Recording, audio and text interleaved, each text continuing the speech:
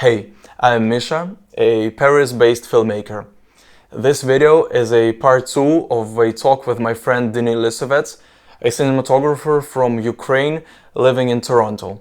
If you didn't see the part 1 where we talk about studies in Ukraine and professional life and moving to Paris, watch it first. I leave a link down in the description. In this part we continue and talk about moving from Paris to Toronto, about industry over there and about first impressions.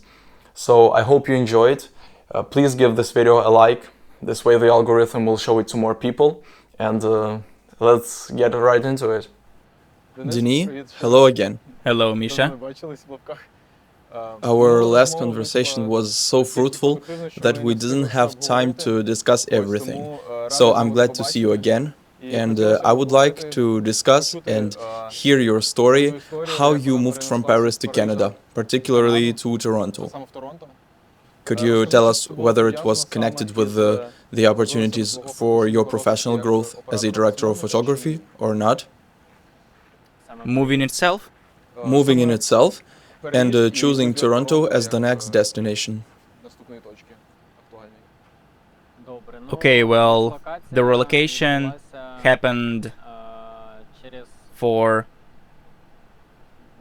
many different reasons. The main points are that I wanted to go forward.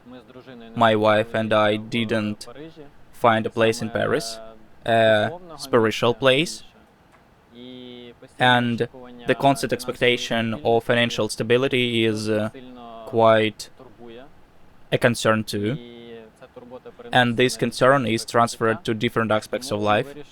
So we decided to expand our borders and relocate to Toronto. Why did we choose it? Because it was interesting to try an English-speaking country. The industry there is quite attractive and developed, and it doesn't stop developing. The US seemed more dangerous in this regard. And since we were not traveling alone, we had our pets and our whole family with us too. So we decided to try a more comfortable place to move to, and it was Toronto. Why Toronto? Because it is the center of business in Canada. Vancouver is more for experienced people, and Montreal is a French province. It is still starting to develop, and the industry there is quite closed. So I think there would be the same way as in Paris, but we wanted something in English, something new. So it was mainly because of the language barrier that you felt more comfortable with English, and French is something completely different. Well, it is also this. I mean, the language aspect, I wouldn't say that it is a real barrier, because if you really like the country and the culture and all of that together, it would slowly catch up. It was the problem of integration into the culture, and it seemed to us that when we lived in Paris, we didn't understand what the problem was, but we felt that the city, at the moment, didn't energize us.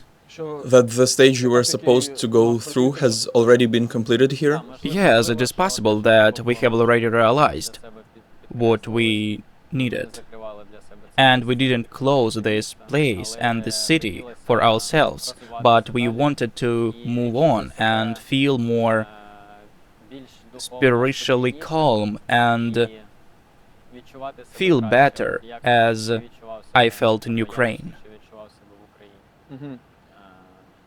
So, do I get it right that you don't think Paris is bad for all filmmakers?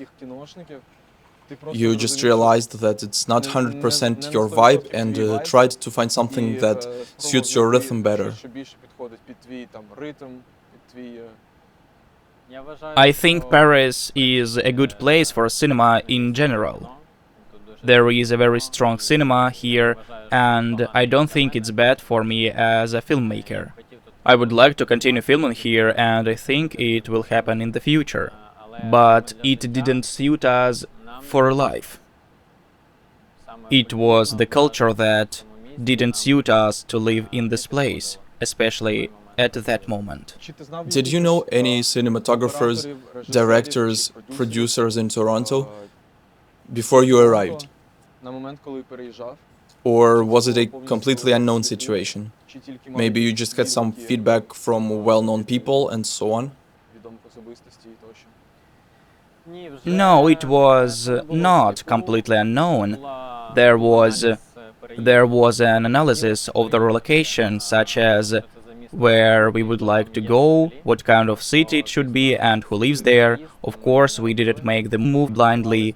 We were preparing for it, but we were preparing in such a way that this preparation took a very long time, because there was no lifelong preparation that we had planned this exactly 5 years ago, or 3 or 2. It all somehow turned out organically, and all the moments of life came to this. We wrapped up Paris for ourselves on the note of the exhibition, The Path, Le Chemin in French, that we made together with you, by the way. And my wife and I left this city on a good note for ourselves. We did a good thing, thanked the university, and recommended it at this exhibition. In other words, we finished as good as possible what we started here at some point. And with such a free and calm vibe, we moved on to the next city, where we have already analyzed who is there, what industry is there, and what problems there are. Because there are problems everywhere, and it is important to understand them before moving. Before we continue, we forgot to mention this in the first part of the interview, but let's just say it in a few words. What is the exhibition you mentioned, and how does it relate to the profession in general, and what's the story? There was a desire and inspiration to make an exhibition that would be charitable for Ukrainian people who were forced to move from their homes because of the Russian invasion, or who suffered from the war, or military men who are former filmmakers and who need help too. And I wanted to be useful, since I had the opportunity. I would like to influence the events quite efficiently, not just with small donations or some other support that we were able to provide before, but on a larger scale. You mean to organize an exhibition and sell the works and give the profits to support either Ukrainian refugees or the military or children from Mariupol, right? Yes, we had authors, 3 authors, Wowan, Interesting Kaski, Interesting Tales, Vitaly Yurasov, and Yevgeny Maloletka, and each of their works had its donation direction. If one artist's work was sold there, it had a military donation direction. If another artist's work was sold there, it had a civilian donation direction. So all the works and everything that happened there, all the sales or donations, were all directed to Ukraine. And it all came out of a desire to help. By the way, I want to say that this would not have happened if the authors of this exhibition had not supported us, because I wrote the exhibition as if it were a script for a movie with clear characters without whom I couldn't imagine this movie. So if Maloletka or Yurasov or Wowan had said that he could not participate in the exhibition, there would have been no exhibition. Let's move on to Toronto. Tell us, by the way, how long have you been in Toronto? It's been 3 months, maybe a little more. Tell us about your first impressions during this period and what growth opportunities you see for yourself. What's different from Paris? What's the rhythm? And the openness of people, whether it's different or the same? Well, as the Canadians say, we are actually newcomers there, so fresh. 3 months is absolutely nothing, young blood, but even in those 3 months, a lot of events happened. And we moved on a kind of drive that this is something new, a new breath of air, and it's a whole other world. And upon arrival, I was able to immediately get on the set of a documentary. In the first week or so, I was already shooting a teaser for a future documentary about Ukrainian women in Toronto, about their evacuation from Ukraine, about what a great thing they have done with the Leleka Center in Toronto. The center simply helps Ukrainian women, pregnant women, children, both in Toronto and in Ukraine, without any benefit to themselves. They send an incredibly large number of high quality and different things for children, pampers, all the baby stuff, and for pregnant women as well. So incredibly cool women who are also on some kind of passion, on some kind of adventure, go and help people in their free time. They come after work or in between work and just work there in this organization called Leleka. That's why we were fascinated by it. And director Hovanes was fascinated by the script. It was interesting to shoot with him, and I hope this movie will start its life in full. But it's a long way to go. That was the arrival. We went straight to see the movie Veselka, about an American cafe in New York, which is run by a second or third generation Ukrainian. A lot of famous Americans know him, and they go to this Veselka and eat borscht there. It was a very high quality documentary that impressed me. I felt that this is the American style and I really like it. I saw this movie on the first Sunday and said that there is new air, my lungs are already breathing. I like it and it's cool. In this first documentary about women, you were already a director of photography, right? Already a DP, yes. So just a week in Toronto, and here comes the first project. Yes, a week or 2 weeks and a project appears right away. Nice. What are some other differences or similarities, or maybe just observations from the point of view of the profession of a director of photography, or maybe your interaction with others? Well, after this teaser for the documentary, a long journey began, searching for more commercial works, because it was a creative project where we were just raising money for a full-length documentary through crowdfunding. So it wasn't some kind of commercial project that just came in and your career went up. No, it somehow happened more on the basis of a desire to meet people, enthusiasm and energy that I want to make films, and I have a great experience. I'm ready to work, let's do something. Let's get to know each other and develop this idea. What about people in general? Have you met any local filmmakers? Are they more open or less open? Any interesting stories? So a long way of writing a lot of letters and analyzing the industry, finding filmmakers and directors in Canada began. And letters to whom? Letters to everyone who cares. You mean to meet people and to hear something useful? Yes, to get to know each other, to understand who is here, and to make people realize that I'm here, to hear some interesting information about this industry and learn more about it. So mostly I write letters to directors, cinematographers and producers. Tell us how this happens. So you write to them directly on Instagram, let's meet for coffee?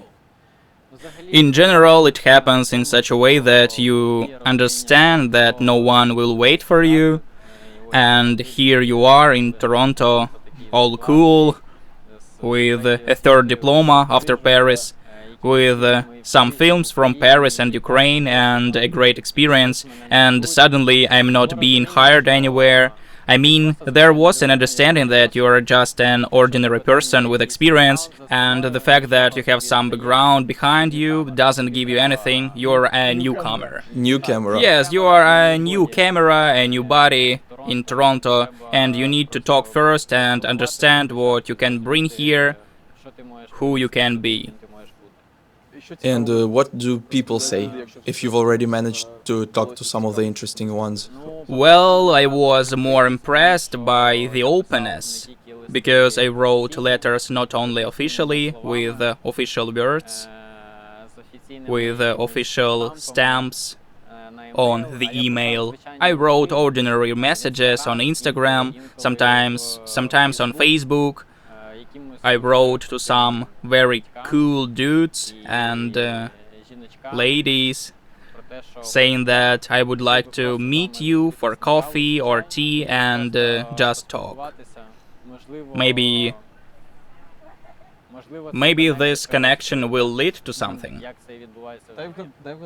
Let me guess, Instagram and such informal letters have done much more than just Yes. "Good afternoon, ladies and gentlemen, can I?" Yes, in fact, an informal acquaintance, just some human text messages, not computerized, not spammy ones, gave much more, and most of the very cool people replied that they were busy and that they could write me again in a while and we could meet later. But nevertheless, did you manage to meet anyone? And my point is that after a while, I decided that I would definitely write again. I would remind them of myself, because usually when people say that, especially in Europe, after a while it means that almost never. Maybe we will see each other one day, blah blah.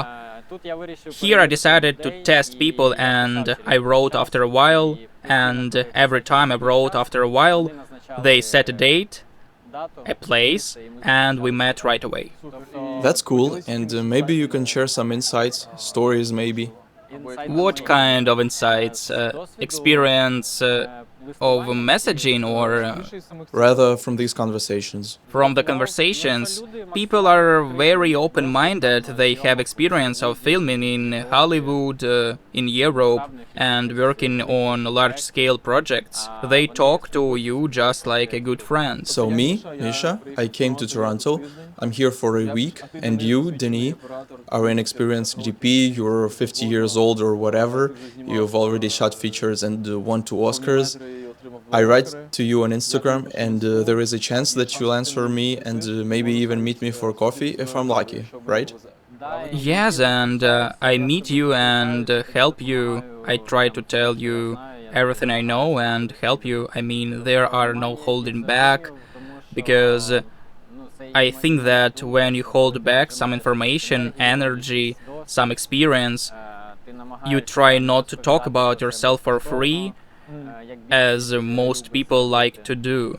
And when it all spins inside you and doesn't come out, you don't get anything back. I mean, there is no communication, no exchange of energies, words, thoughts. It all gets trapped and spins inside and then explodes, I think. In Toronto and in Canada, everything is more and more coming down to a kind of golden mean. People try to help everyone. Everyone understands that we are here for a while in this life, and We will not take in everything in this life. I'm just socializing, you know? These are quite interesting people. Canada is quite an interesting country, and there are quite powerful people in the history of cinema and music and writing and some interesting paintings. I mean, the experience of the first discovery of these 3 months was very good. Speaking of experience, by the way, you studied in Kiev, then you came to Paris, and you had some study experience here too. Now you've moved to Toronto. Of course, it's probably a bad habit to share your plans before you've realized them, but nevertheless, have you ever been interested in film schools in Toronto? Or is it a stage you've already passed and had enough of the classroom?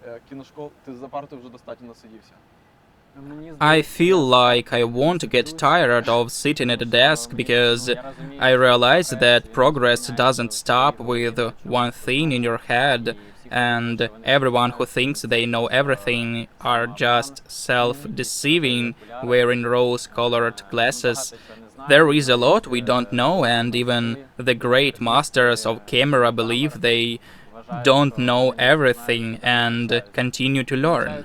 And they study not only at some courses, but simply learn from youth, from children, from people, from books. So I will definitely continue to study some interesting facets of the film industry and not only the film industry. But was I interested in studying in Toronto, in Canada? Of course I was. I was interested in it even before LFME. I was interested in what is taught in America, in the States, and in Canada, in Australia. I looked at film schools, I analyzed very broadly, and the studies there are quite surface-oriented. In Canada, they don't teach as deeply as in Paris, where you are taught the profession of the cinematographer to the maximum details. It's more superficial. You're introduced to the industry, how to interact with producers, the art department, sound engineers. So there is a group and small projects, and everyone does everything in turn?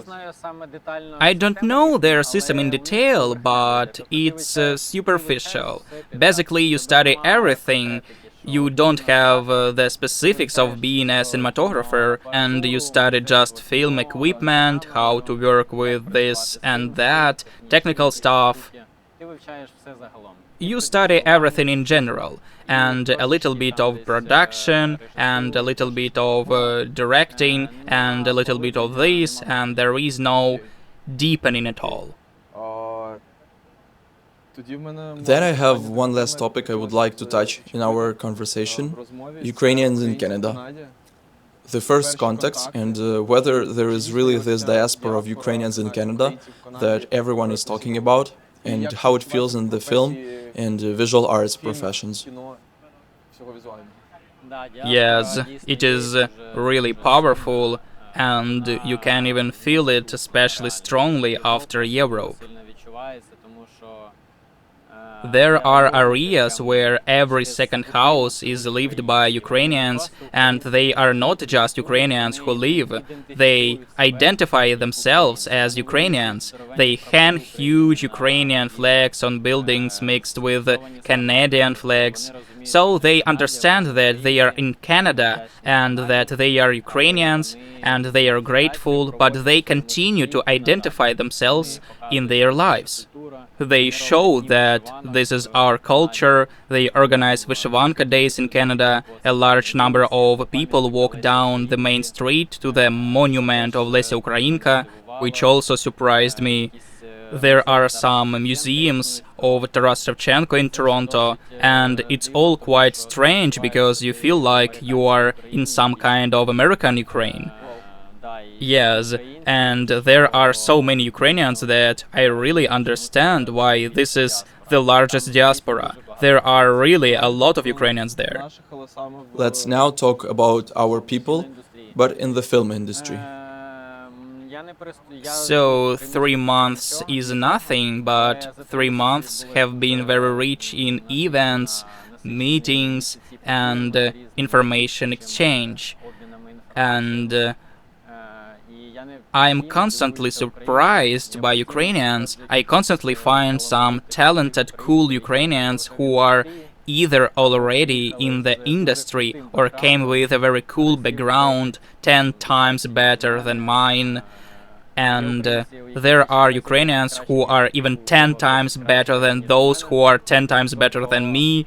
So there are incredibly cool people from Ukraine who are evolving there, who are engaged in the industry. Can you give a couple examples? For example, there is a girl named Anna Lee, and as far as I know, she moved to Canada a long time ago, and she had her own channel and still runs it, called It's a Rap. I don't know her personally, but I know that she's quite busy and had a hard time integrating when she moved, but now she's working on cool projects. She is an assistant director, and she's on the way to this department as a first AD, as an assistant, as a second AD sometimes as a production manager. I mean, I see that she's studying the industry and slowly drawing her path where she wants to go. But it shows me that the person also came with her own background. She was on cool shoots in Ukraine, and she is adapting this background and adjusting to Canada and progressing with it. So she got integrated, and there is nothing unrealistic. Some Ukrainians have integrated into the Japanese industry, and it also sounds unrealistic, but it is real. And this is the conclusion, that I constantly meet people who had an incredibly cool background, worked there on big TV channels as heads of departments, or worked on films that were at Cannes or Berlinale. Our producer for this documentary, Sisterhood, Anna Palinchuk, is an incredibly cool woman, an incredibly cool producer. I can't say anything more because this is a separate topic about Ukrainians in America in general. And let's talk about the camera. Maybe you've already been to the Filmotechnic office or something like that. Yes, Filmotechnic is also a good example. People who came to the States in the 90s to present their cranes, their Ukrainian developments at an exhibition, and started filming after that, after a long way of presenting and returning back to Ukraine and back to the States. They filmed the Titanic, they went on to make an incredibly great movie, and it is known all over the world. These are the people who first created this segment. There has never been an auto robot, there has never been a telescopic crane. They are really developers from Ukraine, Ukrainians who are known all over the world in the film industry.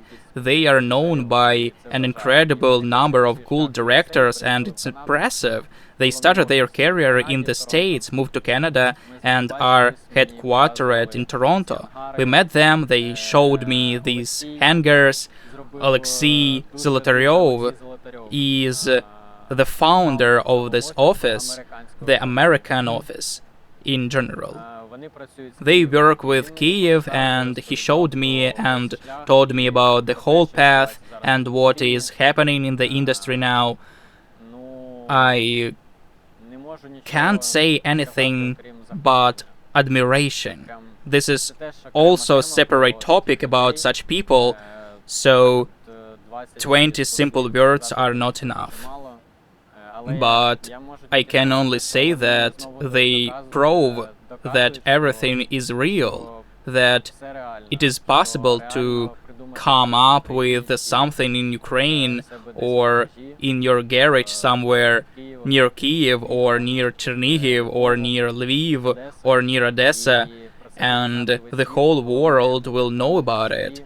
The main thing is to be confident. The main thing is to understand what fills you, what fascinates you, to be honest with yourself and be passionate about your profession and understand to what purpose you are moving in general, because it is impossible to just move in the film industry, because it is a business mixed with art, unfortunately or fortunately, and it is impossible to just be here for money or for fame.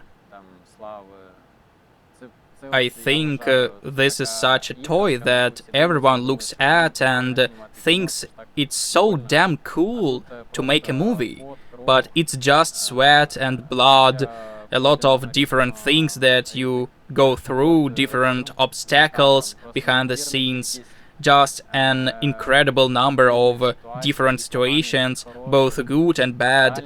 It's like climbing Mount Everest without any safety ropes, just climbing on some kind of spirit and power, and everything in this industry, in this part of the creative world, you have to be in love with it and find your own department, because it is impossible to be everything at once.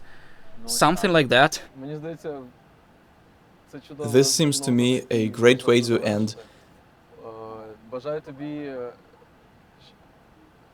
I wish you to conquer new facets of this Everest in Toronto, and for your whole family to successfully, as they say, settle down, and continue to develop yourself and grow there. Have a safe flight to Toronto, and thank you for taking the time. Thank you so much. Alright, I hope you found this video interesting and useful. Let me know if you have any suggestions, propositions, or maybe ideas of future guests on this channel. Have a nice summer and see you soon. Bye.